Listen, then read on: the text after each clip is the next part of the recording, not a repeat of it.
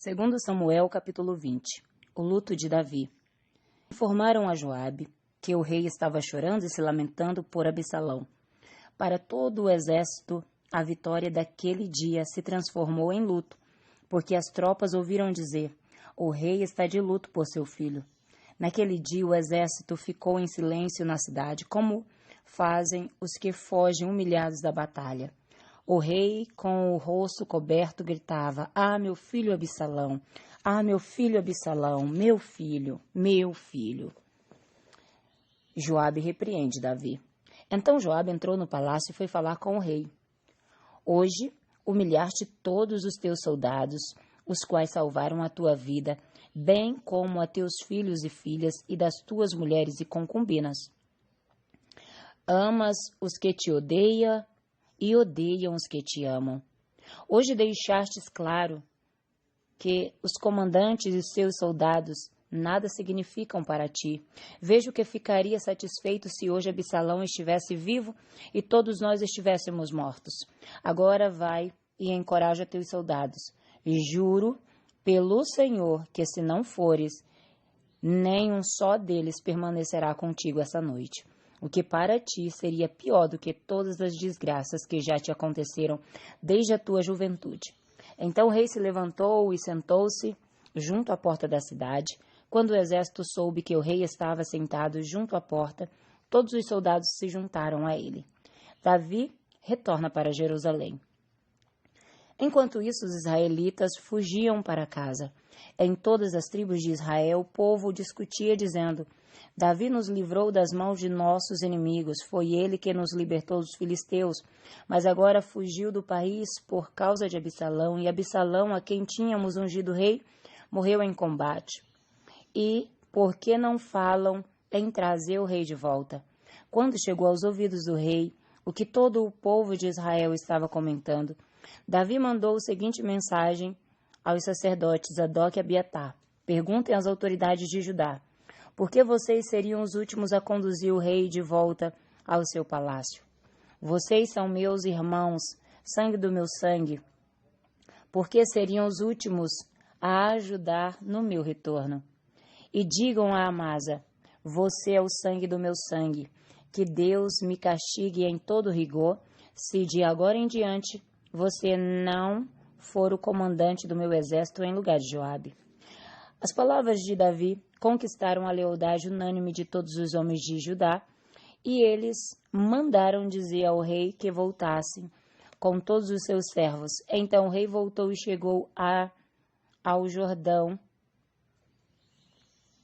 e os homens de Judá foram a Gilgal ao encontro do rei para ajudá-lo a atravessar o Jordão. Simei, filho de Gera, benjamita de Baurim, foi depressa com os homens de Judá para encontrar-se com o rei Davi. Com ele estavam outros 1000 benjamitas e também Ziba, supervisor da casa de Saul, com seus 15 filhos e 15 servos. Eles entraram no Jordão antes do rei e atravessaram o rio a fim de ajudar a família real na travessia e fazer o que o rei desejasse. Simei, filho de Gera, atravessou o Jordão, prostrou-se perante o rei e lhe disse: que o meu senhor não leve em conta o meu crime, e que te lembres do mal que teu servo cometeu no dia em que o rei meu senhor saiu de Jerusalém, que o rei não pense mais nisso. Eu, teu servo, reconheço que pequei. Por isso, de toda a tribo de José, fui o primeiro a vir ao encontro do rei, meu senhor. Então Abisai, filho de Zeruia, disse: Simei amaldiçoou o ungido do Senhor. Ele deve ser morto. Davi respondeu: que é que vocês têm com isso, filhos de Zeruia? Acaso se tornaram agora meus adversários? Deve alguém ser morto hoje em Israel? Ou não tenho hoje a garantia de que voltei a reinar sobre Israel? E o rei prometeu a Simei sob juramento: você será morto. Mefibosete, neto de Saul, também foi ao encontro do rei. Ele não havia lavado os pés, nem aparado a barba, nem lavado as roupas, desde o dia em que o rei partira até o dia em que voltou em segurança. Quando chegou a Jerusalém e encontrou-se com o rei, este lhe perguntou: por que você não foi comigo, Mefibosete? Ele respondeu: ó rei, meu senhor, eu, teu servo, sendo aleijado, mandei selar o meu jumento para montá-lo e acompanhar o rei. Mas o meu servo me enganou, me falou mal de mim ao rei, meu senhor. Tu és como anjo de Deus. Faz o que achares melhor. Todos os descendentes do meu avô mereciam do meu senhor e rei, senão a morte. Entretanto, deste a teu servo um lugar entre os que comem à tua mesa. Que direito tenho eu, pois, de pedir qualquer outro favor? Disse-lhe então o rei: você já disse o suficiente. Minha decisão é que você e Ziba dividam a propriedade. Mas Mefibosete disse ao rei: deixe que ele fique com tudo, agora que o rei, meu senhor, chegou em segurança ao seu lar. Barzilai de Gileade também saiu de Rogelim, acompanhando o rei até o Jordão para despedir-se dele. Barzilai era bastante idoso, tinha 80 anos. Foi ele que sustentou o rei durante a sua permanência em Manaim, pois era muito rico. O rei disse a Barzilai: venha comigo para Jerusalém e eu cuidarei de você. Barzilai, porém, respondeu: quantos anos de vida ainda me resta para que eu vá com o rei e viva com ele em Jerusalém? Já fiz 80 anos, como eu poderia distinguir entre o que é bom e o que é mal?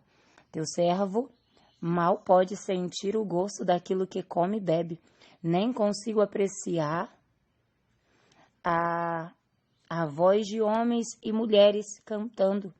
Eu seria mais um peso para o rei, meu senhor. Teu servo acompanhará o rei um pouco mais, atravessando o Jordão, mas não há motivo para uma recompensa dessas.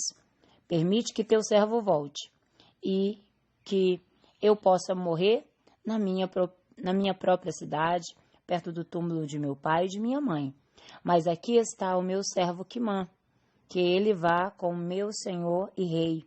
Faze por ele o que achares melhor. O rei disse: Quimã virá comigo, farei por ele o que você achar melhor, e tudo mais que desejar de mim, eu o farei por você.